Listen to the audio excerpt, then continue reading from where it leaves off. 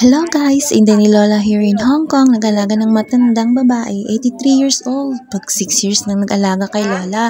For today's video, nandito pala kami sa loob ng MTR or train station at napagdesisyon na ni Lola na ibili na niya ako ng sariling octopus card para gagamitin ko every time na kapag mag-travel kami, nasasakay kami ng train, tram, or yung bus. 200 Hong Kong dollar na pala ngayon ang octopus card.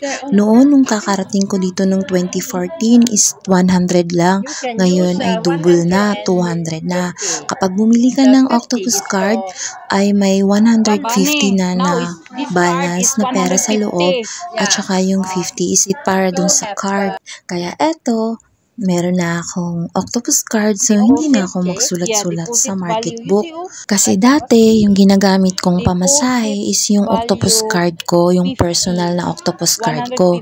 Kaya eto, pinagbili na ako ni Lola ng sarili ko talagang gagamitin, which is pabor naman sa akin para malas yung iisipin ko. Minsan kasi nakakalimutan kong isulat sa market book, kaya minsan abuna-ado pa ako.